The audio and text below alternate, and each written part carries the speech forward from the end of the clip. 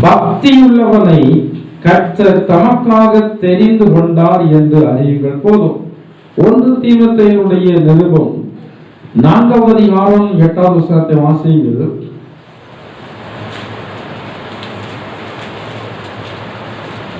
சரீர முயற்சி அற்ப பிரயோஜனம் உள்ளது.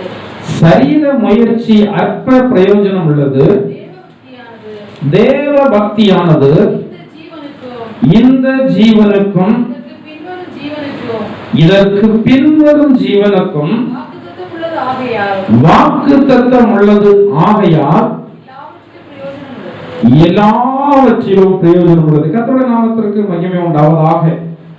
எல்லாவற்றிலும் பிரயோஜனம் உள்ளது. தேவன் மீது மனிதர்கள் வைக்கிறதான பக்தி. பக்தியில மிகவும் குறைந்தவர்கள் யார் என்று சொல்லிவிடலாம் என்றால் கிறிஸ்தவர் என்று சொல்லிவிடலாம். ஏனென்றால் நம்முடைய ஆண்டவரை இரக்கமுள்ள தெய்வம், அவர் மனதுருக்கம் உள்ளதான தெய்வம், அவர் சாந்த குணம் உள்ளதான தெய்வம். எனவே இன்றைக்கு கிறிஸ்தவ ஜனங்களுக்கு எல்லாம் ஆண்டவர் மேல பக்தி அதிகமாக இல்லை. ஆனால் உண்மை என்னவென்றால் நாம் அதிகமாக பக்தி கொள்ள வேண்டியது இயேசுவின் பேரில தான். கிறிஸ்தவர்கள் தான் அதிகமாக பக்தியாக இருக்க வேண்டும். இன்னைக்கு நிறைய பேர் ஆண்டவருடைய ஒரு பக்கத்தை மட்டும்தான் பார்த்திருக்கிறாங்க. ஆண்டவருக்கு இன்னொரு பக்கம் இருக்கிறது.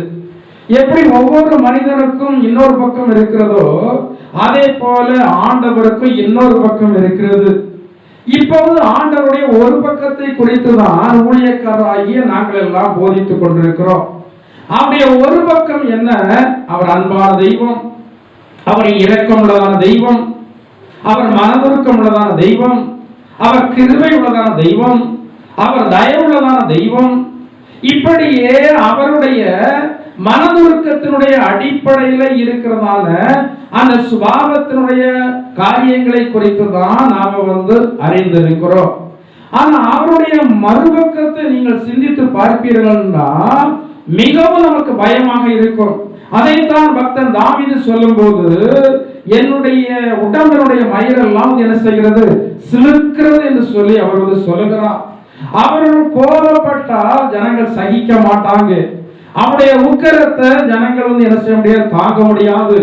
அவருடைய கோபம் கனந்து எரிகிறதான புகையை போல் இருக்கும் என்று சொல்லப்பட்டிருக்கிறது. ஆண்டவருடைய கோபம் வெளிப்பட்டதான இடத்தை பழைய ஏற்பாட்டில் பார்க்கலாம். ஆண்டவருடைய அன்பும் மனதுருக்கமும் இஸ்ரவேல் ஜனங்களிடத்தில் வெளிப்பட்டது. அதே போல ஆண்டவருடைய கோபமும் அவர்கள் மீது வெளிப்பட்டதான அநேக சரித்திர சம்பவங்களை எல்லாம் நாம் அறிந்திருக்கிறோம். எனவே நாம் பக்தியுள்ளவர்களாக இருக்க வேண்டுமானால் கிறிஸ்தவர்கள் தான் அதிகமாக தேவன் பேரிலே பக்தி உள்ளவர்களாக இருக்க வேண்டும். இந்த தேவ பக்தி என்பது இந்த பூமியினுடைய ஆசீர்வாதத்தை மட்டும் கொடுக்கிறது இல்லை, அது மறுமைக்குரியதான ஆசீர்வாதத்தை கொடுக்கிறது. இனி வருகிறதான காரியத்திற்கும் தேவ பக்தியானது இந்த பூமிக்குரியதான ஆசீர்வாதத்திற்கும் மறுமைக்குரியதான ஆசீர்வாதத்திற்கும் அது பயனுள்ளதாக இருக்கிறது. ஆனா இன்னைக்கு அநேக ஜனங்கள் தேவ பக்தியினுடைய வேஷத்தை தரித்தவர்களாக இருக்கிறார்கள். உண்மையிலே நீங்கள் தேவபக்தி உள்ளவர்களாக இருந்தால் தேவன் உங்களை ரொம்ப அதிகமாக என்ன செய்வார்? சிநேகிப்பார். தேவன் சிநேகிக்கிறதான ஜனங்கள் தேவனுடைய பக்தியை அவர்கள் எப்போதும் மனதிலையும் செயல்பாடுகளிலேயும் வெளிப்படுத்துகிறவர்களாக இருப்பார்கள். இன்றைக்கு கிறிஸ்தவ வாழ்க்கை எல்லாம் ஒரு போலியான வாழ்க்கையாக என்ன செய்துவிட்டது? மாறிவிட்டது. நீங்க எப்படி இருக்கிறீங்க? நீங்க உண்மையான கிறிஸ்தவர்களா இருக்கிறீங்களா? கொஞ்சம் பேசுங்களா, கொஞ்சம் பேசுங்களா. உண்மையான கிறிஸ்தவங்களா இருக்கிறீங்களா? எப்படி இருந்தா உங்களுக்கு என்ன பாஸ்டர்? எங்களுக்கும் ஆண்டவருக்கு கூடியது. நீங்க பிரசங்கம் பண்ணா பண்ணிட்டு போயிட்டே இருக்க வேண்டியதானே. அதாவது ஊழியக்காரங்களுக்கு பேர் என்ன தெரியுமா? சமீபத்தில் ஒரு சிபிஎம் சபைக்கு போகிறதான ஒரு அன்பர், நிறைய சபையில் உள்ளவங்க என்னிடத்துல ரொம்ப அன்பா இருப்பாங்க. அதுல ஒருவர் அவர். அப்ப அவர் சொல்றாரு, பாஸ்டர் நீங்க நடத்திப்புக்காரங்க அப்படின்னாரு. என்னக்காரங்களா? என்னக்காரங்க? நடத்திப்புக்காரங்க. நடத்திப்புக்காரங்க என்ன அர்த்தம் தெரியுமா? வாகனத்துல இருக்கிறதான கண்டக்டர் போல். அவருக்கு பேர் இருந்தது. அவனுக்கு சொன்னா டிரைவர் எனக்கு ஓட்ட தெரியும், நீ சொல்றதெல்லாம் கேட்க முடியும், வியாபாரத்துக்கு போவேன் அப்படின்னு சொன்னா நிறைய பேர் இதுக்குள்ள மண்டையை போட்டிருப்பாங்க. கடைசியில் அவர் வண்டி ஓட்ட முடியாத ஒரு எங்க போய் இருக்கணும், இன்னைக்கு ஜெயில போய் இருக்கணும். ஆள் இறங்கிச்சா ஆள் ஏறலையா என்கிறத பார்த்து அங்க நடத்துகிறவர் நடத்துனர் என்றதான பேரை உடையவராக இருக்கிறார். நான் உங்களுக்கு போதிக்கிறவன் மட்டுமல்ல, நான் உங்களை என்ன செய்கிறவன்? நடத்துகிறவன். அதை பைபிள்ல எபிரேயர்கள் நிருபத்தில் சொல்லப்பட்டிருக்கிறது. உங்களை நடத்துகிறவர்கள் உங்கள் ஆத்துமாவுக்காக உத்தரவாதம் பண்ணுகிறவர்களாய் விழித்திருக்கிறபடியினால். இதுல மேல இருக்கிறதான வார்த்தை நிறைய பேருக்கு பிடிக்கிறது இல்லை. உங்களை நடத்துகிறவர்கள் என்றதான வார்த்தை நிறைய பேருக்கு பிடிக்கிறது இல்லை. அதற்கு அடுத்தாற் போல் உள்ளதான வார்த்தைகள் ஜனங்களுக்கு பிடிக்கும். ஏனென்றால் ஊழியக்காரங்க இன்றைக்கு விசுவாசிகளுக்கு உத்தரவாதம் பண்ண வேண்டும், ஆனா விசுவாசிகளை நடத்திவிடக் கூடாது என்பதுல அநேக விசுவாசிகள் கவனமாக இருக்கிறாங்க. எந்த ஒரு ஆவிக்குரிய சபை திருச்சபையில நடத்துகிறதான ஊழியக்காரர் மூலமாக நடத்தப்படுகிறதோ அந்த திருச்சபை சமாதானமாக இருக்கும், அந்த திருச்சபை ஆசீர்வாதமானதாக இருக்கும். ஆனால் சில திருச்சபைகளிலே இந்த நடத்துகிறதான ஊழியக்காரங்க நடத்தாம அந்த சபையில வருகிறதான ஐஸ்வர்யவான்கள் நடத்த ஆரம்பித்து விடுவார்கள். வேதத்துல சொல்லப்பட்டிருக்கிறது, ஏழைகளும் சபைக்கு வருகிறாங்க, ஐஸ்வர்யவான்கள் சபைக்கு வந்து என்ன செய்யறாங்க? வருகிறாங்க. சபை என்பது சமநிலை பிரமாணத்தை உடையது. இதை நீங்கள் கட்டாயம் அதை நீங்கள் அங்கீகரித்துக் கொள்ள வேண்டும். சபை என்பது சமநிலை பிரமாணத்திற்குரியது. உயர்ந்தவனோ தாழ்ந்தவனோ, ஜனங்களுடைய பார்வையில உயர்ந்த ஜாதியானோ தாழ்ந்த ஜாதியானோ, ஆனா சபை என்று சொல்லி இந்த பாதுகாக்கப்பட்டதான திருச்சபைக்குள்ள வந்து விட்டார்கள். ஆனா அதுல உயர்ந்தவன் தாழ்ந்தவன் என்றதான பேதமே இல்லை, படித்தவன் படிக்காதவன் பேதம் இல்லை, ஐஸ்வர்யவான் ஏழை என்றதான பேதம் கிடையாது. எல்லாரும் திருச்சபையில சரி சமானத்திற்கு உரியவர்கள் என்பதை மறந்து போய்விடக் கூடாது. ஆனால் சில திருச்சபைகளில அதிகமாக ஆண்டவருக்கு என்று சொல்லி காணிக்க கொடுக்கிறவங்க யாரை இயக்க ஆரம்பிப்பாங்க? யாரை இயக்க ஆரம்பிப்பாங்க? ஊழியக்காரர்களை இயக்க ஆரம்பிப்பாங்க. இந்த திருச்சபையில ஐஸ்வர்யவான்களோ இல்லாவிட்டா ஏழைகளோ நல்ல யோசனை சொன்னால் அது தேவனிடத்துல வைத்து அது பரிசீலிக்கப்பட்டு தேவனுக்கு சித்தமாயிருந்தால் அது செயல்முறைக்கு கொண்டு வரப்படும்.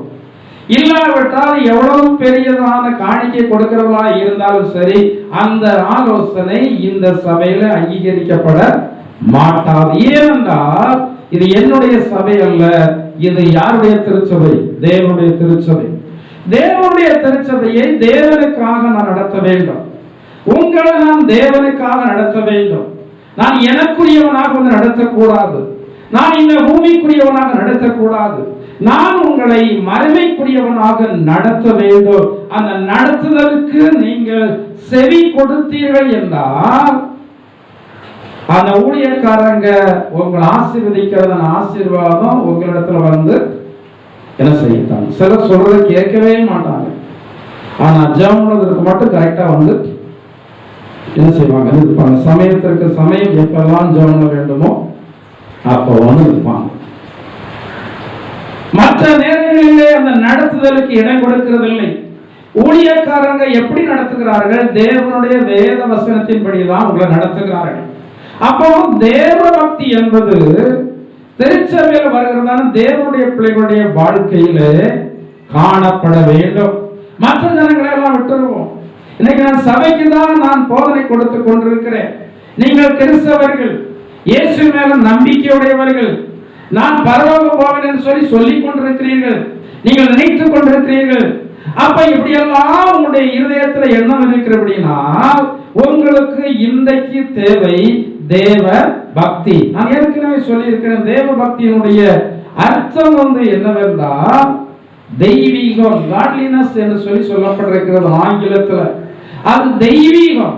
நம்முடைய வாழ்க்கையில தேவபக்தி இருக்குமானால் நீங்கள் தெய்வீகத்திற்கு உரியவர்களாக நாள்தோறும் நீங்கள் மாறிக்கொண்டே இருப்பீர்கள். இப்போ நீங்கள் இன்றைக்கு ஜீவனோடு இருக்கிறீர்கள் அல்லவா, அனைதனமும் உங்களை அறியாமல் ஒரு புதுப்பிப்பு நடக்கிறபடினாலதான் நீங்கள் மனிதராக இருக்கிறீர்கள். இன்னைக்கு சில வேளைகளில் நானும் வந்து சொல்லுவோம் அல்லவா, உடம்பெல்லாம் ரொம்ப அழுக்கா இருக்கு உருட்டுனா என்ன வருது? அது எது அழுக்காது, மேல வருகிறது அழுக்கா என்னது? அதுக்குதான் பாஸ்டர் புதுசா என்ன நீங்க சொல்ல வரீங்க? ஆனதினமும் தேவையில்லாத செல்கள் எல்லாம் அழிந்து புதிய புதிய செல்கள் வந்து உருவாகி கொண்டே இருக்கிறது. புதிய செல்கள் உருவாகிறத என்னைக்கு ஸ்டாப் பண்ணுகிறதோ அன்னைக்கு உங்களுக்கு கேன்சர் வியாதி வந்துவிடும். இந்த கேன்சர் வியாதியினுடைய அந்த தன்மை என்னவென்றா, அதாவது புதிதாக உருவாகிறதான செல்லை எல்லாம் அது அழித்து கொண்டே இருக்கும். அப்படி அழித்து கொண்டே இருக்குமானா சீக்கிரத்தில் மனிதன் என்ன செய்து விடுவான்? மரித்து போய் விடுவான். உங்களுடைய வாழ்க்கையில இன்னைக்கு ஆவிக்குரிய கேன்சர்ல சிலர் இருக்கிறபடினாலே உங்களால் ஆண்டவருக்காக புதிய புதிய அனுபவங்களுக்குள்ளே வர முடியவில்லை. அன்றைக்கு எப்படி இருந்தீர்களோ அப்படியே தான் இன்றைக்கு இருக்கிறீர்கள். வேதத்திலே பார்க்கிறோம், காலத்தை பார்த்தால் நீங்கள் யாராக மாறி இருக்க வேண்டும்? நீங்கள் போதகராக மாறி இருக்க வேண்டும். உங்களிடத்தில் புதிதாக வருகிறதா ஜனங்களை நான் அனுப்பி வைக்க வேண்டும். எதற்காக? இவர்களுக்கு கொஞ்சம் டீச் பண்ணுங்க. உங்களுக்கு நான் இன்றைக்கு அனுப்பி வைக்க முடியுமா? 20 வருடம் 25 வருடம் நீங்கள் சிலர் வந்து கொண்டிருக்கிறீங்க. ஒரு புதிதாக ஒரு நபரை நான் அனுப்பி இவர்களுக்கு மறுபடி பிறத்தலை குறித்து நீங்க சொல்லிக் கொடுங்க, ஞான ஸ்நானத்தை குறித்து சொல்லிக் கொடுங்க. உங்களால் சொல்லிக் கொடுக்க முடியுமா? இல்ல, சொல்லிக் கொடுக்க முடியாது, தெரியவில்லை. பிரசங்கம் எல்லாம் கேட்டிருக்கிறீங்க, ஆனா உங்களுக்கு தெரியவில்லை. நீங்கள் இன்னும் பாலை உண்ணத்தக்கவர்களாகவே இருக்கிறீர்கள். இன்னும் உங்களுக்கு என்ன பிரசங்கம் தான் பிடிக்கிறது? ஆண்டவனை மேன்மைப்படுத்துவார் என்கிறதான பிரசங்கம் தான் பிடிக்கிறது. நீங்கள் எப்படி இருந்தாலும் பரவாயில்லை, நீங்கள் ஆண்டவரை நம்பினா உங்களுக்கு நிறைய ஆசீர்வாதம் கிடைக்கும் என்கிறதான பிரசங்கத்தை தான் மறுபடியும் மறுபடியும் உங்களுக்கு பண்ண வேண்டியது இருக்கிறது. இந்த காலம் என்பது அந்த பிரசங்கத்தினுடைய காலம் அல்ல. இந்த காலம் என்பது என்ன காலம் என்றால், சரியான தேவனுடைய பிள்ளைகளை மற்ற ஜனங்களை விட்டு பிரித்தெடுக்கிறதான காலம். அந்த பிரித்தெடுப்பதற்கு என்ன போதகத்தை கொடுக்க வேண்டுமோ அந்த போதகத்தை கொடுக்க வேண்டும். பிரித்தெடுப்பு என்பது ரொம்ப கஷ்டம்தான். நிறைய இருக்கிறவைகளிலே ஒரு சிறிய காரியத்தை தான் பிரித்தெடுக்க முடியும். கடல்ல நிறைய தண்ணி இருக்கிறது, தண்ணி எல்லாம் உப்பு அல்ல. நம்ம சொல்லுவோம், வார்த்தைக்கு சொல்லுவோம், கடல் தண்ணி எல்லாம் உப்பா இருக்கிறது சொல்லுவோம். ஆனா தண்ணி எல்லாம் உப்பு அல்ல. அந்த தண்ணியை ஏராளம் கொண்டு வந்து அந்த தண்ணீரில் இருந்து நாம உப்பை என்ன செய்ய வேண்டும்? பிரித்து எடுக்க வேண்டும். அதை பிரித்து எடுப்பதற்கு கஷ்டம் உண்டு. பால் வந்து பெரிய கொப்பரை நிறைய இருந்தாலும் அதுல வந்து சத்தான அந்த கொழுப்பை பிரித்தெடுக்க வேண்டுமானா அதுல கொஞ்சம் சிரமம் உண்டு, கொஞ்சம் கஷ்டம் உண்டு. மத்த வச்சு கடன்னு கடைஞ்சி அது உள்ள கிடந்து அலசடிப்படணும். எந்த அளவுக்கு அதிகமாக அலசடிப்படுகிறதோ அந்த அளவுக்கு அதுல இருந்த வெண்ணெய் அப்படியே என்ன செய்து வரும்? மிதந்து வரும். உங்களுக்கு போதனை எவ்வளவு கடினமாக கொடுக்கப்படுகிறதோ அந்த அளவுக்கு தான் நீங்கள் மற்ற ஜனங்களை விட்டு ஒரு பிரித்தெடுக்கப்பட்டதான அனுபவத்திற்குள்ளே வந்து கடந்து வருவீர்கள். இன்றைக்கு இருக்கிற கிறிஸ்தவ ஜனங்கள் எல்லாம் தேவனுடைய ராஜ்யம் வந்து போகிறது அல்ல. ஏன்னா வேதத்துல சொல்லப்பட்டிருக்கிறது, பரிசுத்த ஸ்தலத்திலே சத்துரு அனைத்தையும் கெடுத்து விட்டான். பரிசுத்த ஸ்தலத்தில் உள்ள போஜன பீடங்கள் எல்லாம் வாந்தியினால் நிறைந்து காணப்படுகிறது. கடினமான போஜனத்தை கொடுத்தா என்ன எடுக்கிறது? வாந்தி எடுக்கிறது. இதமான வார்த்தைகளை தான் பேச வேண்டியது இருக்கிறது. என்னத்தை தான் அவர்கள் பண்ணிவிட்டு வந்தாலும் கர்த்தர் வாழாக்காமல் தலையாக்குவார். இங்க கொள்ளை அடிச்சுட்டு போறவனும் அந்த கூட்டத்தில் போயிட்டு திரும்ப வரும்போது நம்பிக்கையோடு வீட்டுக்கு போறான். இவன் பண்ணுறதெல்லாம் அட்டூழியம், பண்ணுறதெல்லாம் அட்டகாசம், சம்பாத்திய மனதெல்லாம் அநியாயத்துடைய திரவியங்கள். ஆனா அங்கே சொல்லப்படுகிறது ஆண்டவர் இன்றைக்கு உன்னுடைய கையின் பிரயாசத்தை ஆசீர்வதிக்கிறார் என்று சொல்லப்படும் போது வட்டிக்கு கொடுத்து வாங்குறவனோ அங்கே இருந்து நம்பிட்டு ஆண்டவரே என்னுடைய வட்டி தொழிலை நீர் ஆசீர்வதிக்க போகிற அப்படின்னா உனக்கு ஸ்தோத்திரம். அடுத்த தடவை வரும்போது ஆண்டவரே நான் உனக்கு ஒரு பெரும்பகுதியை கொடுத்து விடுகிறேன் இப்படிதான் அவன் சொல்லிட்டு போவான். ஆனா அதே வேளையில் அங்கே கடினமான போதகம் வந்து கொடுக்கப்படும் போது நீ அநியாய வட்டியினால் ஆதாயத்தை பெருக பண்ணினால் உனக்கு ஐயோ என்று சொல்லப்பட்டிருக்குன்னு சொன்னா அடுத்த முறை அவன் கால் எடுத்து வைக்க மாட்டான். ஏனென்றால் அவனுக்கு அது கடினமாக இருக்கிறது, இந்த போதனை அவனுக்கு கஷ்டமாக இருக்கிறது. மாம்சத்திற்குரியதான ஜனங்களுக்கு மாம்சத்திற்கு ஏற்றபடிதான் பேச வேண்டும். ஆவிக்குரிய ஜனங்களுக்கு ஆவிக்குரிய வார்த்தைகளின் மேலதான் நாட்டம் இருக்கும். ஆவிக்குரிய ஜனங்கள் மாம்சத்திற்கான போதனை கிடைக்கிறதான இடத்துல போய் இருப்பது இல்லை. பந்தியும் ஆடும் ஒரே இடத்துல மேய முடியுமா? ஒரே இடத்துல மேய முடியும். ஏனென்றால் அவைகளுக்குரிய போஜனம் வேற, இவைகளுக்குரிய போஜனம் வேற. பன்னிக்கு எப்போதும் ஆகாரம் எங்கதான் இருக்கு? பன்னி எப்போதும் எங்க பார்த்துட்டே தான் போகும், அதுக்கு ஆகாரம் கீழே தான் இருக்கு. அதே மாதிரி சில ஜனங்கள் கிறிஸ்தவர்களாக இருந்தாலும் இவர்கள் எப்போதும் இந்த கீழான ஆசீர்வாதங்கள் மட்டுமே நினைத்து அந்த போதனை கிடைத்தால் மட்டும் அல்லேலூயா சோத்திரம் என்று சொல்லி வானத்துக்கும் பூமிக்கு குதிப்பாங்க. ஆனா அதே வேளையில சத்தியத்தை வந்து போதித்தால் இவருடைய மனது என்ன செய்கிறது இல்லை, ஏற்றுக்கொள்கிறது இல்லை. தேவனுடைய பிள்ளைகளாகிய நீங்கள் தேவ பக்தியினுடைய வேஷத்தில் இல்லாமல் தேவ பக்தி உடையவர்களாக ஜீவிக்க வேண்டும் என்று சொல்லியே ஆண்டவர் விருப்பம் உள்ளவராக வந்து என்ன செய்கிறார், இருக்கிறார். யோபுடைய புத்தகத்தில் 4வது அதிகாரம் 6வது வசனத்தை நீங்கள் வாசியுங்கள், சீக்கிரமாக வாசிங்கள். யோபு 4வது அதிகாரம் 6வது வசனத்தை வாசியுங்கள். உம்முடைய தேவ பக்தி உம்முடைய உறுதியாயும் உம்முடைய வழிகளின் உத்தமம்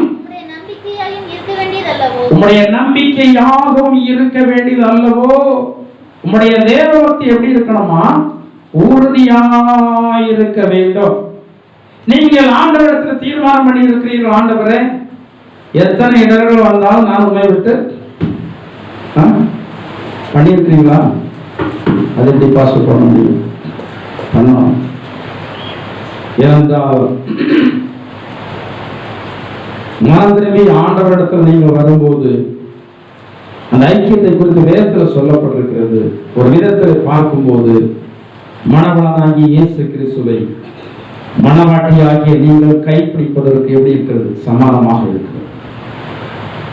கிறிஸ்தவ திருமணங்களிலே வாக்கு வாங்குகிறது உண்டு, பெண்களிடத்திலே ஆண்களிடத்திலே. அதை சொல்லுவாங்க, இன்பத்திலும் துன்பத்திலும், உயர்விலும் தாழ்விலும், மரணம் என்னை பிரிக்கிற வரைக்கும் நான் உண்மை அன்பு கூர்ந்து உண்மையே நான் சார்ந்து இருப்பேன். இந்த வேதத்தில் எபேசியரில் சொல்லப்பட்டிருக்கிறது. இந்த ரகசியம் பெரியது. நான் சபைக்குரிய சொல்கிறேன் என்று சொல்லி சொல்லுகிறார். அப்ப நம்ம ஆண்டவரை ஏற்றுக்கொண்டதான நாளிலேயே ஆண்டவரோடு ஒரு உடன்படிக்கை வந்து பண்ணுகிறோம். அவர் நம்மோடு ஒரு உடன்படிக்கை பண்ணுகிறார். அவர் என்ன உடன்படிக்கை பண்ணுகிறார் என்றால், நீ ஜீவனோடு இருக்கிற வரைக்கும் நான் உன்னை கைவிடவே மாட்டேன், பயப்படாதே, திகையாதே, நான் உன் தேவன், நான் உனக்கு சகாயம் பண்ணுவேன், நீதியின் வலது கரத்தினால் உன்னை தாங்குவேன் என்றுதான் உடன்படிக்கை அப்ப பண்றாரு. ஆனா நாம் தான் நினைத்துக் கொண்டிருக்கிறோம் ஆண்டவர் என்னை கைவிட்டு விட்டாரோ, பிரச்சனை வந்த உடனே ஆண்டவர் கைவிட்டு விட்டார் என்று சொல்லி நீங்கள் சொல்லுவீர்கள் என்றால் வேத வசனம் இன்னும் உங்களுக்கு சரியா தெரியல. ஆண்டவருக்கும் உங்களுக்கும் ஐக்கியம் சரியானபடி இல்லை. வேத வசனங்களை நீங்கள் புரட்டி பாருங்கள். பழைய பாட்டிலே தேவனுடைய பிள்ளைகள் கடந்து வந்ததான வழிகளையும் மார்க்கங்களை நீங்கள் சிந்தித்து பார்த்தீர்கள் என்றால் தெரியும். வேத வசனத்தில் எத்தனையோ தேவனுடைய பிள்ளைகளை மதிப்புக்குரியவர்களாக சொல்லி வைக்கப்பட்டிருக்கிறது. மோசேயை பாருங்கள், அவன் கிட்டத்தட்ட 25 லட்சம் பேருக்கு அதிகமான ஜனங்களை நடத்தும் தலைமை பொறுப்பை யார் கொடுத்தார்? பொறுப்பை நீங்களே எப்போது நீங்களா தேடி போய் எடுக்கக்கூடாது. பொறுப்பை யார் கொடுக்கணும்?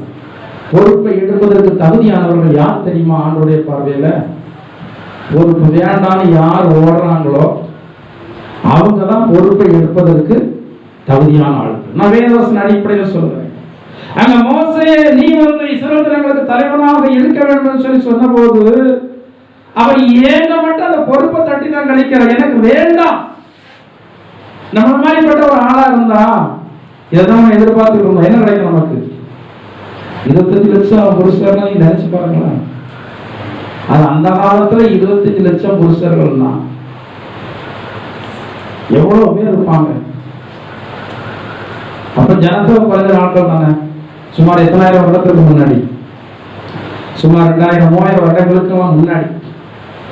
அப்பெல்லாம் ஜனத்தொகை குறைஞ்ச நேரத்தில் அத்தனை லட்சம் ஜனங்கள் இருப்பார்கள் என்றால் அது மிக மிக ஒரு மதிப்பான ஒரு போஸ்டிங். யாருக்கு?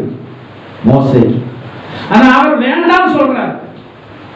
எனக்கு இந்த பொறுப்பு வேண்டாம். ஆனா ஆண்டு சொன்னார் நீ தான் இதற்கு இருக்க வேண்டும் என்று சொல்லி. சவுலை குறித்து பார்க்கிறோம்.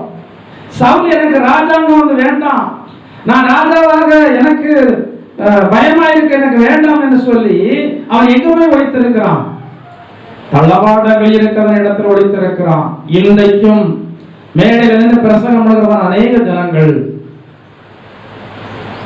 பயமா இருக்கு, எனக்கு வேண்டாம், நான் முன்ன பேசிக்கொள்ள மாட்டேன், எனக்கு ஸ்டேஜ் பயமெல்லாம் இருக்குது அப்படின்னு சொன்னதான ஜனங்களை எல்லாம் ஆண்டவர் அவர்கள் ஸ்டேஜில் ஆண்டவர் சொன்னார் என்று சொல்லி நிற்கும் போது ஆண்டவர்களை பலப்படுத்தி பலாயிரம் ஜனங்களுக்கு பயனுள்ள பாத்திரமாக என்ன செய்திருக்கிறார்? மாற்றி இருக்கிறார். படித்தவர்கள் ஆண்டவருக்கு தேவை அப்படிலாம் இல்லை. படித்தவர் வந்தா சந்தோஷம் தான். ஆனால் ஆண்டவர் இன்றைக்கு அவர் வேதத்துல சொல்லி இருக்கிறது போல ஞானிகளை வெட்கப்படுத்தும்படி நீங்கள் நினைக்கிறீர்கள் அல்லவா, எனக்கு ஒண்ணுமே தெரியாது, எனக்கு பாட தெரியாது. நீங்க ஆண்டவருக்காக பாடுங்க, ஆண்டவர் உங்களுக்கு பாடல் கிருபையை தருவார். எனக்கு ஜெபிக்க தெரியாது, கூட்டத்தின் மத்தியில் நீங்க ஜெபத்தை ஆரம்பித்து பாருங்க, ஆண்டவர் உங்களுக்கு எப்படி ஜெப கிருபையை தருங்க என்று சொல்லி அதற்கு அப்புறம் பாருங்க. எனக்கு பலவீனமா இருக்கிறேன், நான் பலவீனமாக இருக்கிறேன், நான் ஆண்டவருக்காக எந்த வேலையும் செய்ய முடியாது. நீங்கள் முதலாவது அந்த வேலையை ஆரம்பித்து பாருங்கள். பலவீனத்தோடு அந்த வேலையை நீங்கள் செய்ய ஆரம்பித்து பாருங்கள். ஆண்டவர் உங்களை என்ன செய்வார்? பலப்படுத்துவார்.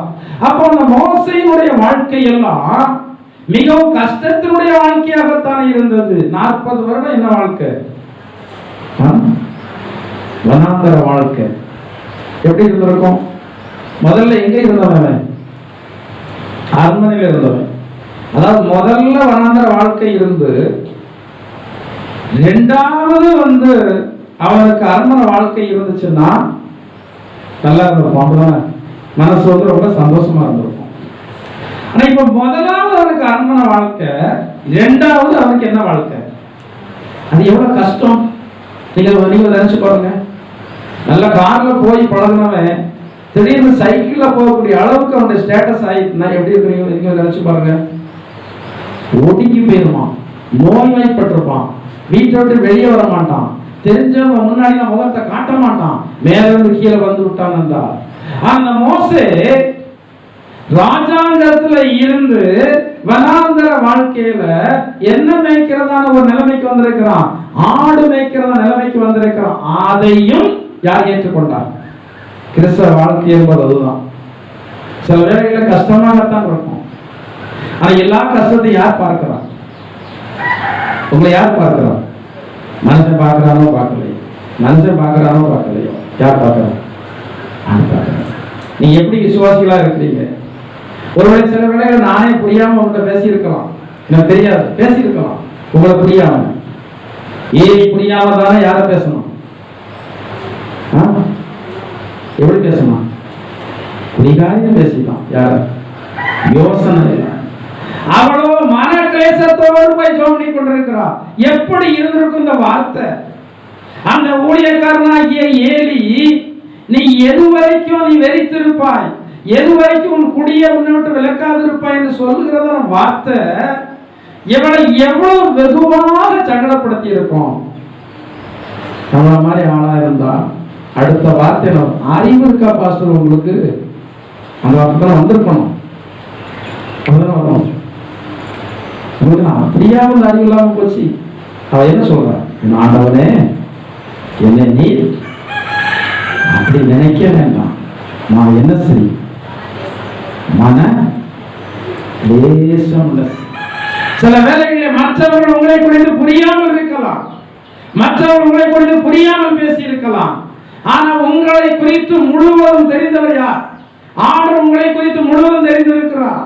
ஒருவேளை உங்களுடைய கணவருக்கு உங்களை குறித்து முழுசும் தெரியாது, ஆனா அவர் நினைத்துக் கொண்டிருப்பார் என்னுடைய மனைவியை பற்றி எல்லாம் தெரியும் என்று சொல்லி. அவர் தெரியாமலேயே தெரிந்தது போல பேசிக் கொண்டிருப்பார்.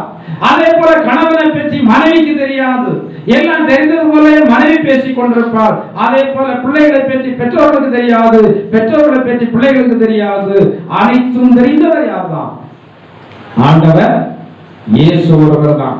நீங்கள் ஒருவேளை நினைத்துக் கொண்டிருக்கலாம், நான் செய்கிறதெல்லாம் என்னுடைய குடும்பத்திற்கு தெரியாது, நான் செய்கிறதெல்லாம் என்னுடைய கணவனுக்கு தெரியாது, நான் செய்கிறதான வரவு செலவெல்லாம் யாருக்கும் தெரியாது என்று சொல்லி நினைத்துக் கொண்டிருக்கலாம். ஆனால் ஒன்று நினைத்துக் கொள்ளுங்கள், ஒரு நாள் வரும் அன்றைக்கு நீங்கள் செய்கிறதான செயல்பாடுகள் அத்தனைக்கும் பிரதிபலன் திரும்பி நிற்கும் போது உங்களுடைய பிள்ளைகள் உங்களுக்கு உதவி செய்ய முடியாது அறிந்து கொள்ளுங்கள், உங்களுடைய பிள்ளைகள் உங்களை மீட்க முடியாது அறிந்து கொள்ளுங்கள், உங்களுடைய கணவர் உங்களை மீட்க முடியாது அறிந்து கொள்ளுங்கள், உங்களை நடத்துகிற பாஸ்டர் உங்களை மீட்க முடியாது அறிந்து கொள்ளுங்கள். இந்த நாட்களிலேயே நீங்கள் நினைத்துக் கொள்ள வேண்டும், என்னுடைய காரியங்கள் எல்லாமே ஆண்டவருக்கு தெரியும், எனவே நான் ஆண்டவர் பேரில் வைத்திருக்கிறத பக்தியினால நான் ஆண்டவருக்காக நான் வாழ்வதற்கு என்னை ஒப்புக் கொடுக்கிறேன் என்று சொல்லி நீங்கள் ஒப்புக் கொடுத்தா உங்களுடைய வருங்காலம் எப்படி இருக்கும்? பணமெல்லாம் கைவிட்டுரும், தப்பா நினைச்சிடாதங்க. பணம் நமக்கு கை கொடுக்கும் நினைச்சிடாதங்க. உலகத்தார் சொல்லுவாங்க பணம் 10 செய்யும் சொல்லுவாங்க, 10க்கு மேல இன்னும் 8 இருக்கிறது, 11 இருக்கிறது, 12 இருக்கிறது, 10 தான் செய்யும், 11 இருக்கிறது, 12 இருக்கிறது, 100 எல்லாம் இருக்கதான் செய்கிறது. எல்லாவற்றையும் பணத்தை வச்சு சாதிக்க முடியாது. எனவே பணத்தை வைத்து நீங்கள் பெரிதல் சொல்லி நினைத்து விட வேண்டாம், நீங்கள் ஞானத்தை பெரிதல் சொல்லி நினைத்து விட வேண்டாம், உங்களுடைய படிப்பு பெருசு சொல்லி நினைத்து விட வேண்டாம். சிலருக்கு கொஞ்சம் படிப்பு கூடி விட்டது என்றால் உடனே இவர்களுக்கு பேச்சு பார்வை எல்லாமே என்ன ஆயிரும். இன்னைக்கு பிள்ளைங்க படிச்சுட்டா யாரும் மதிக்கிறது இல்லை, யாரும் மதிக்கிறது இல்லை. பிள்ளைங்களும் படிச்சு வாரீங்க, வரப்போகிற காலத்துல பெரிய பெரிய ஆட்களும் மாறுவாங்க. அதுதான் தோன்றோம்.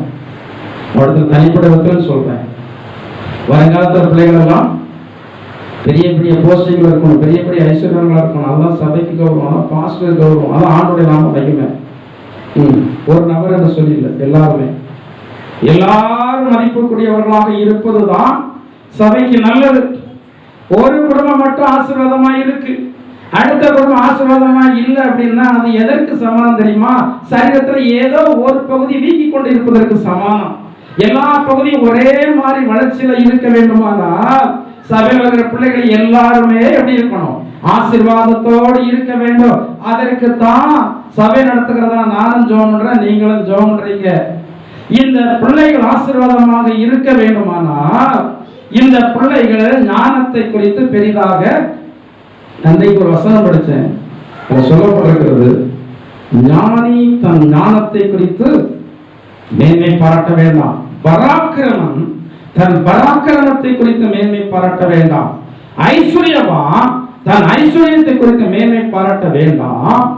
அதற்கு அடுத்த வசனத்திலே சொல்லப்பட்டிருக்கிறது, இந்த பூமியிலே கிருபையையும் நியாயத்தையும் நீதியும் செய்கிறதான கர்த்தரை நான் அறிந்திருக்கிறதினால் அந்த அறிவினால நான் மேன்மை பாராட்டுகிறேன். இதுதான் தேவனுடைய பிள்ளைகளாய் உங்களுடைய இருதயத்தில் இருக்க வேண்டியது. உங்களுடைய தலைவருடைய வானபரியமே உயரலாம். இந்த சபைகள் எல்லாரோட ஒருவேளை மேன்மையாக உயரலாம். உயர்வு வர வர பயம் அதிகமா வர வேண்டும்.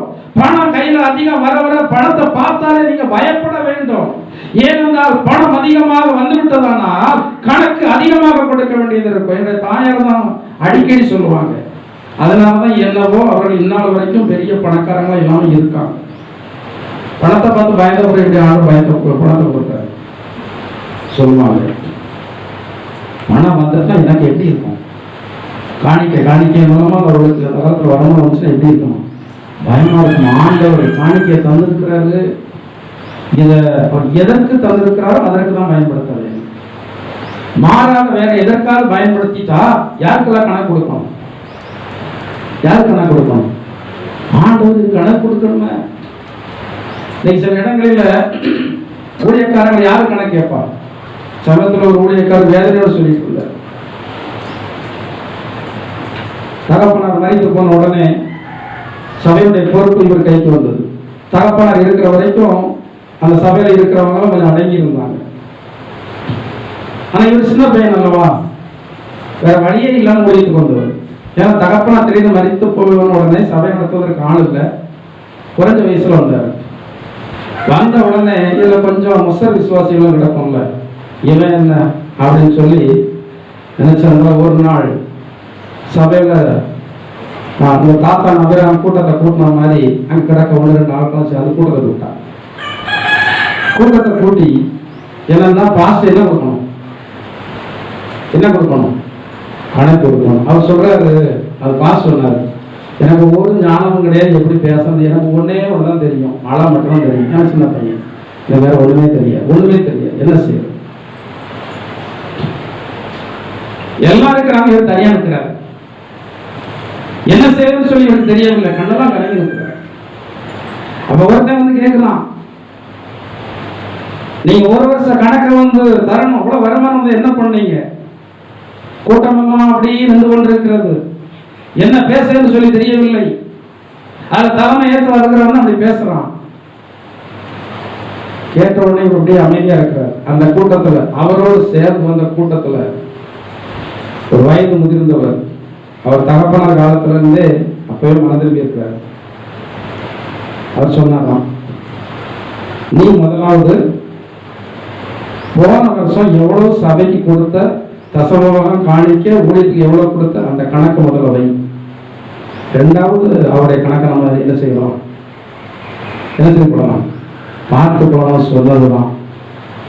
திரும்பி பார்க்கல கூட்டம் எல்லாம். ஏனென்றால் அந்த கூட்டத்தில் வந்திருக்கிற பெரும்பான்மையான ஆட்கள் ஊழியர்களுக்கு உதாரணமா கொடுக்கறதில்ல, கணக்கு கேட்கறதுல மட்டும் முன்னாடி இருக்கிறாங்க. ஆனா ஊழியத்திற்கு உதாரணமா கொடுக்கறது இல்லை. நான் எல்லா சபைகளிலும் பார்க்கிறேன், ஊழியங்களுக்காக உதாரணமா கொடுக்கிறவங்க அவர் இருதயத்துல ஒரு எண்ணத்தை வச்சுட்டு தான் தைரியமாக அப்படியே அள்ளி கொடுக்கறாங்க. எப்படி கொடுக்கறாங்க? நம்ம ஆண்டவருக்கு கொடுக்கிறோம், ஆண்டவருக்கு தந்திருக்கிறார், நம்ம ஆண்டவருக்கு வந்து கொடுக்கிறோம். ஆண்டவரத்துல கொடுத்ததற்கு பிறகு அந்த கணக்கு ஆண்டவர் தான் யார்கிட்ட கேட்கணும், பாஸ்டர்கிட்ட கேட்க. நம்ம என்ன கணக்கு கேட்கறதுன்னு அள்ளி கொடுக்கறவங்க அமைதியாக இருக்கிறாங்க, கிள்ளி கொடுக்கறவங்க தான் கிள்ளிக்கிட்டே இருக்கிறாங்க. அவர் சொல்றாரு. அப்ப அவர் கேட்டது ஒரு வார்த்தை சொன்னாராம், அந்த முதியவர், நீ தைரியமாக ஊழியக்காரனை கேள்வி கேட்க வந்துவிட்டா அல்லவா? அவர் சொன்னார், ஊழியக்காரர் சொல்லல, அந்த அவர் கூட வந்து சொன்னாராம், நீ விளங்கிக்கிட மாட்ட, அது ஒரு பக்கத்துல இருக்கட்டும் அப்படின்னாரு. நீ விளங்கிக்கிட மாட்ட, அது ஒரு பக்கத்துல இருக்கட்டும், கணக்கு சொல்லணும்னு சொன்னாராம். அதே மாதிரி இவ்வளவு நெருக்கத்தில் இருக்கிறதான வேலையில இவரால் சொன்னா தாங்க முடியல, அந்த பிரச்சனையை தாங்க முடியல. திடீரென்று சொல்லி இவருடைய சபையில் உள்ள ஒருத்தர் வெளிநாட்டில் இருக்கிறவங்க, பாஸ்டர் நீங்க உடனே வந்து புறப்பட்டு வாங்க, அங்க இருந்து விசாவை போட்டு இவரோட வெளிநாட்டை கூப்பிட்டாரு. இங்க அவ்வளவு இந்த சபையில குறைஞ்சிட்டு கிடந்தது. ஆண்டவர் என்னை வெளிநாட்டு கொண்டு போயிட 15 நாள் நல்ல சுகமா நல்ல அமெரிக்கா இருந்து அங்கேயே நான் வந்து ஊழியத்தை செய்தேன். இங்க வந்து பார்த்தா இங்க ஒரு பிரச்சனையில எல்லாம் வந்து என்ன ஆயிடுச்சு, சால்வ் ஆகி விட்டது. ஆனால் யார் முன்னாடி நின்று கேட்டானோ அவனுக்கு ஆண்டவர் அப்படி இப்படி தண்டனை, பயங்கர தண்டனை கொடுத்தார். தானா வந்து என்ன கேட்டான். சில வேலைகளில் சிலருக்கு தண்டனை வந்து உடனே கொடுப்பதில்லை, சிலருக்கு தண்டனை உடனே கொடுப்பதில்லை. சில காரணத்திற்காக சிலர் வந்து விட்டு வச்சிருப்பாரு. ஆனா சில வேலைகளில் சிலருக்கு தண்டனை வந்து உடனே கிடைத்து விடுகிறது. அப்ப சபையில வந்து வருகிறதான தேவனுடைய பிள்ளைகள் இந்த சபையில வந்து அவர்கள் பயன்படுகிறவர்களாக வந்து இருந்தா இதை குறித்து மேன்மை பாராட்டக்கூடாது. ஐஸ்வர்யத்தை ஆண்டவர் தந்திருக்காரு சொல்லி மேன்மை பாராட்டக்கூடாது. மேன்மை பாராட்டுதல் கிருபையும் நியாயத்தையும் நீதியும் நடப்பிக்கிறதான கர்த்தர் இந்த பூமியில இருக்கிறார். உங்களுக்கு தெரியுமா? நியாயத்தை நீதி செய்கிற கர்த்தர் இங்கதான் இருக்கிறாரு தெரியுமா, இல்ல ரொம்ப தூரத்துல இருக்கிற நினைத்துக் கொண்டிருக்கிறீர்களா? இருக்கிறார். வேதத்தில் சொல்லி இருக்கிறதல்லவா, நீதியை வெளிச்சத்தை போலவும் நியாயத்தை பட்ட பகலை போலவும் என்ன செய்வார், விளங்கப்படுவார். சரி, தேவ பக்தி எப்போது எப்படி இருக்க வேண்டும்? உறுதியாக இருக்க வேண்டும். எரேமியா 32:2 குறித்து வைத்துக் கொண்டு வீட்டில் போய் வாசியுங்க. ஓசியாவுடைய புத்தகம் 6வது அதிகாரம் 4வது வசனம். இதுல என்ன சொல்லப்படுகிறது? ஆரம்ப நாட்கள் ரொம்ப பக்தி இருந்தது, ஆனா போக போக பக்தி எல்லாம் குறைந்து ஒன்றுமில்லாமல் போய்விட்டது. யூதாவில் 1வது அதிகாரம் 4வது வசனத்துல சொல்லப்பட்டிருக்கிறது, பக்தி இல்லாதவர்கள் பக்க வழியாக எங்க நுழைஞ்சிருக்கிறாங்க? நேர் வழியாக நுழைந்தவர்கள் அல்ல, மனம் திரும்பி சபைக்கு வந்தவர்கள் அல்ல, ரட்சிக்கப்பட்ட சபைக்கு வந்தவர்கள் அல்ல, பரிசுத்தாவியை பெற்ற சபையில் வந்தவர்கள் அல்ல. இவர்கள் எல்லாம் பக்க வழியாக நேர் வழியாக வரல. சபைக்குள்ள இன்னைக்கு நிறைய பக்தி இல்லாதவர்கள் எல்லாம் நுழைந்து இருக்கிறார்கள். எனவே இந்த பக்தி இல்லாத ஜனங்களை பக்தியுள்ள ஜனங்களாகிய நீங்கள் பார்க்க கூடாது. இன்றைக்கு அநேக ஜனங்கள் பக்தி இல்லாத ஜனங்களை பார்த்து இவர்களும் பக்தி இல்லாதவர்களாக மாறி போய்விடுகிறார்கள். ஏன் நீங்கள் ஒரு வழிகாட்டியாக இருக்கக்கூடாது? ஏன் தேவ பக்தியினுடைய அந்த தன்மைக்கு நீங்கள் ஒரு முன்னுதாரணமாக இருக்கக்கூடாது? ஏன் மற்றவர்களை பார்த்து பார்த்து நீங்கள் பின்வாங்கி போக வேண்டும்? சபையில் கடந்து வருகிறதான ஒவ்வொரு ஜனங்களும் கர்த்தருக்குரிய காரியத்தில் நான் மாதிரியாக இருக்க வேண்டும், நான் முன்னுதாரணமாக இருக்க வேண்டும் என்று சொல்லி நீங்கள் செயல்பட்டீர்களானால் ஆண்டவர் உங்களை மிகவும் கனத்திற்குரியவர்களாக என்ன செய்வார், உயர்த்துவார். உங்களுக்கு நல்ல சுலபமான ஆரோக்கியத்தை ஆண்டவர் தருவார். உங்களை ஜனங்கள் மத்தியிலே ஜாதிகள் மத்தியிலே மேன்மைக்குரியவர்களாக தொடர்ந்து ஆண்டவர் நிலைநிறுத்துவார். நாம் மற்றவர்களுக்கு எப்படி இருக்க வேண்டும்? எப்படி இருக்கணும்? அதே இருக்கிறீங்களா? இருக்கிறீங்களா இல்லையா? ஞாயிற்றுக்கிழமை வந்தா ஒரு வாரம் கூட என்ன செய்யக்கூடாது, வரக்கூடாது, தவறக்கூடாது. என்ன செய்யக்கூடாது? தவறக்கூடாது. யாராவது தவறுனா அவனுக்கு என்ன சொல்லணும்? சபை கூடி வருகிறதை சிலர் விட்டு விடுவது போல நீங்கள் விட்டு விடாதீர்கள். அப்படி விட்டு விட்டா அவர்களுக்கு நீங்கள் என்ன சொல்லணும்? புத்தி சொல்லணும். நீங்க என்ன சொல்லணும்? புத்தி சொல்லணும். சபைக்கு நேரத்தோட சிலருக்கு வர முடியல, 1000 சாக்கு போக்கு சொல்றீங்க. எதை சாக்கு போக்கு சொல்றீங்களோ அதை உங்களை விட்டு ஆண்டவர் விலக்கிடுவார். பிள்ளையை சாக்கு போக்கு சொல்லாதீங்க தயவு செய். கணவனை சாக்கு போக்கு சொல்லாதீங்க தயவு செய். வேலையை சாக்கு போக்கு சொல்லாதீங்க. உங்க சூழ்நிலைகளை சாக்கு போக்கு சொல்லாதீங்க. தேவனுடைய சபையில நீங்கள் முதல் தரமான ஒரு ஆத்மாவாக இருக்க வேண்டும். இதை நீங்கள் விரும்புங்க. முதல்ல இதற்காக நீங்கள் பிரயாசப்படுங்க. அந்த காரியங்களை எல்லாம் கர்த்தர் வாய்க்க செய்வார். இத்தனை ஆண்டுகளாகியும் நேரத்தோடு சபையில கிடந்து ஆராதிக்க வேண்டும் என்ன இல்லை, வாஞ்சை இல்லை, விருப்பம் இல்லை. ஏதோ சபையில போனா சரி. சில இடங்கள் எல்லாம் என்னாத்தமாவே கர்த்தரை சோதனை போடுற நேரம் வரைக்கும் யார் வருவான்? ஆட்கள் வருவான். அந்த என்னாத்தமாவே கர்த்தரை சோதனை போடுகிறதான நேரத்துல அதுக்கு முன்னாடி காணிக்கை எடுப்பாங்க, காணிக்கப்பாங்க. சிலருக்கு இதுல ஒரு பெரிய ஒரு திருப்தி. காணிக்கை போட்டதான் என்னை கர்த்தர் என்ன செய்வார்? என்ன செய்வார்? அந்த காணிக்கையை ஆண்டு அளந்து போயிருக்காரு. இந்த காணிக்கைக்கெல்லாம் ஆண்டு அளந்து போயிருக்கல. ஆண்டவர் உங்களுடைய இருதயத்தை தான் கேட்கிறாரு. காணிக்கை நீங்கள் கொடுக்கலாம், இன்னொரு ஆளை வச்சு ஆண்டு கொடுப்பார். அது பைபிள்ல சொல்லப்பட்டிருக்கிறது அல்லவா, நீ மௌனமாய் இருந்தால் வேறு வழியாக என்ன ரட்சிப்பு வரும். ஜனங்கள் கொடுக்கணும்னா காகம் போசிக்கும். எலியா தீர்க்கதரிசிக்கு ஆண்டவர் யாரை கொண்டு போசித்தார்? காகத்தை கொண்டு போச்சார். நடக்குமா? இந்த காலத்தில் நடக்குமா? காகத்தை கொண்டு போசிக்கிறது நடக்குமா? ஆண்டவர் நினைச்சா நடந்துச்சு. காகம் என்னன்னா அனைத்துணை வகையை சார்ந்தது.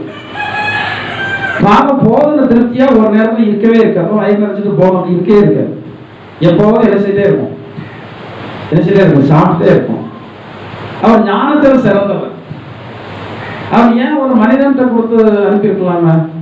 ஒன்று நினைத்துக் கொள்ளுங்கள், இந்த பூமியில இருக்கிறதான பறவைகள், ஓடும் பிராணிகள், விலங்குகள் எல்லாம் தேவன் ஒரு வார்த்தை சொன்னா கீழ்ப்படியும். கீழ்ப்படியாத ஒருத்தர் யார் மட்டும்தான்.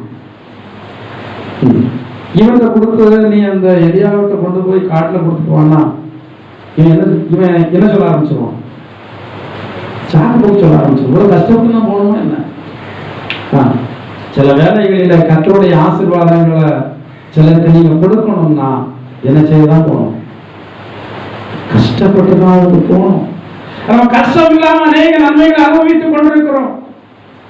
சில இடங்களில் எல்லாம் சில தேவனுடைய பிள்ளைகள் பல கிலோமீட்டர் நடந்து போய் தேவனுடைய சித்தத்தை நிறைவேற்றி இருக்கிறார்கள். இங்கே இந்த காலம் இந்த எலியா தீர்க்கதரிசியை போஷித்தது போல இன்றைக்கும் அநேக காகங்கள் உங்களுக்கு ஊழியம் செய்கிறதான ஊழியக்காரனை போஷித்துக் கொண்டிருக்கிறது. பாஸ்டர் அப்படி உள்ள காகம் இங்கிருந்து வருது. காகம் என்றால் மனம் திரும்பாதவர்கள், காகம் என்றால் பாவத்திற்குள் இருக்கிறவர்கள். அவர்கள் மூலமாக சில வேலைகளை நாங்கள் என்ன செய்யப்படுறோம்? போஷிக்கப்படுகிறோம். மனம் திரும்பாத நபர், பரிசுத்த அபிஷேகத்தை பெறாத நபர், மூலி ஞானசனத்தை பெறாத நபர் சில வேலைகளில் எங்களுடைய ஊழியத்திற்கு கொண்டு இறந்திருக்கிறாங்க. காணிக்கவும் தந்திருக்கிறாங்க. ஏதோ உங்களுடைய ஊழியத்துக்கு காணிக்க வைத்துக் கொண்டு தந்திருக்கிறாங்க. அநேக வேலைகளில் ஆண்டவர் இன்றைக்கும் அப்படிப்பட்டதான ஜனங்கள் மூலமாக என்ன செய்து கொண்டிருக்கிறார்? போஷித்துக் கொண்டிருக்கிறார். அநேக விதமான இந்த தேவபக்தியுடைய சுபாவங்கள் இருக்கிறது. இந்த சுபாவங்களை நான் உங்களுக்கு தனிப்பட்ட விதத்தில் வரப்போகிறதான வாரங்களிலே நாட்களிலே தேவனுடைய சித்தப்படி நாம் ஒரு பார்க்கலாம். ஏனென்றால் சமயம் எனக்கு இடம் கொடுக்கவில்லை. இதற்கு மேல நான் உங்களை வைத்தால் உங்களுக்கு பிரசங்கம் புரியாது. அப்படியே மைண்ட்லாம் அப்செட் ஆகும். எனவே நான் இதோடு முடிக்கும்படியாக விரும்புகிறேன். கர்த்தருடைய வார்த்தையை கேட்டிருக்கிறதான நீங்கள் இந்த வார்த்தையுடைய அடிப்படையில உங்களுடைய ஆன்மீக ஜீவியத்தை கட்டமைத்துக் கொள்ளுங்கள். அப்போது கர்த்தர் தவிர நன்மையை நாம் சோதரித்துக் கொள்ள ஏதுவாகும். கர்த்தர் நாம இந்த வார்த்தைகளை நமக்கு பயனுள்ளதாக மாற்றி தரட்டும். நாம் எல்லாம் ஜெபம் செய்வோம். ஆண்டவரை நோக்கி பார்ப்போம். ஆண்டவரே, தேவ பக்தி இன்னைக்கும் மறுமைக்கும் பிரயோஜனம் உள்ளதாக இருக்கிறது. இந்த தேவ பக்தி என்னிடத்துல வேசமாக இருக்கக்கூடாது. ஆண்டவரே, நான் உள்ளம் வரம்பும் தேவ பக்தியுடையவனாக காணப்பட கர்த்தர் எனக்கு உதவி செய்ய இதற்கான கிருபை எனக்கு தாருங்க. ஆண்டவரே, இதற்கான அபிஷேகத்தை தாருங்கள். இந்த தேவ பக்தி உங்களுக்கு மெய்யாக இருக்க வேண்டுமானால் தேவனுடைய வல்லமை உங்களுக்கு வேண்டும். பரிசுத்த ஆவியானவருடைய பலம் உங்களுக்கு வேண்டும். எனவே ஆண்டவரிடத்தில் கேள்வி இதற்கான பலனை கர்த்தரிடத்தில் கேளுங்கள். எல்லாரும் கர்த்தரிடத்தில் நீங்கள் ஆண்டவரிடத்தில் கேள்வி. இந்த நாளிலே கர்த்தருடைய பலப்படுத்துவாராக. தேவ பக்தியாக ஜீவிக்க கர்த்தருடைய பலப்படுத்துவாராக. விட வேண்டிய காரியங்களை விட கர்த்தருடைய பலப்படுத்துவாராக. செய்ய வேண்டியதான காரியங்களை செய்ய உங்களை பலப்படுத்துவாராக. இதற்கான பரிசுத்த ஆவியானவருடைய அபிஷேகத்தினுடைய வல்லமை உங்களுக்கு நேராக கடந்து வரு. உங்களை தேவனுடைய பலிபீடத்தினிடத்தில் ஒப்புக் கொடுங்கள். கர்த்தருடைய பிரசன்னத்தால் நிரப்பப்பட்டு ஆண்டவருக்காக வைராக்கியமான சாட்சிகளோடு எழும்ப கர்த்தர் உங்களுக்கு உதவி செய்வாராக. ஹல்லேலூயா.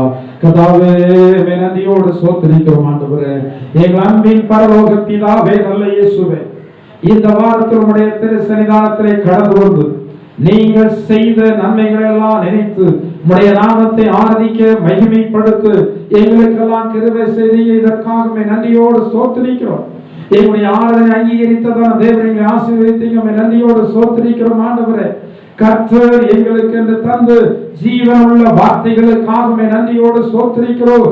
தேவ பக்தி ஆனது இம்மைக்கும் மறுமைக்கும் பிரயோஜனம் உள்ளதாக இருக்கிறது. ஆண்டவரே கர்த்தாவே, எனவே நாங்கள் எப்போதும் தேவ பக்தி உடையவர்களாக நாங்கள் ஜீவிக்கத்தக்கதாக தேவன் நாமே எங்கள் ஒவ்வொருவருக்கு கிருபை தாருங்க. தேவ பக்தியை எங்களுக்குள்ளாக தோன்றுகிறதான பரிசுத்த ஆவியானவருடைய பலன் இப்போதே ஒவ்வொருவருக்கும் உண்டாகட்டும். சபையை கடந்து வருகிற ஒவ்வொருவருக்கும் தேவ பக்தியினுடைய தன்மை கர்த்தர் கொடுங்க. ஆண்டவரே, கர்த்தர் கொடுக்க வேண்டுமாறு ஜெபிக்கிறோம். ஆண்டவரே, கர்த்தர் இவர்களை தேவ பக்திக்குரியவர்களாக மாற்றுவீராக. இதற்கான பரலோகத்தின் வல்லமை உடைய பிள்ளைகளை நிரப்ப முடியாது உடைய திருக்கரத்தில் ஒப்பு கொடுக்கிறேன். ஆண்டவரே, வந்திருக்கிற எல்லா ஜனங்களை ஆசீர்வதிங்க. வராத ஜனங்களை வர நாட்கள் அழைத்து வாருங்க. ஆண்டவரே, இந்த வாரம் முழுவதும் எங்களுக்கு ஆசீர்வதிக்கப்பட்ட வாரமாய் காணப்படட்டும். கொடிய வியாதிகளுக்கெல்லாம் நீங்கள் எல்லாரையும் விலக்கி காத்து தொடர்ந்து காத்துக் கொள்ளுங்க. பொல்லாத மனுஷனுடைய தீமையான செயல்களுக்கும் யோசனைகளுக்கும் விலக்கி காத்தீங்க, தொடர்ந்து காத்துக் கொள்ளுங்க. சத்துருடைய கனிகளுக்கெல்லாம் விலக்கி காத்தீங்க, தொடர்ந்து காத்துக் கொள்ள வேண்டுமாறு செபிக்கிறோம் ஆண்டவரே. வருகை தாமதிக்குமானால் மீண்டுமாக ஒரு முறை கூட உங்க சன்னிதானத்திலே கடந்து வந்து ஆராதிக்க கிருபைதாருங்க.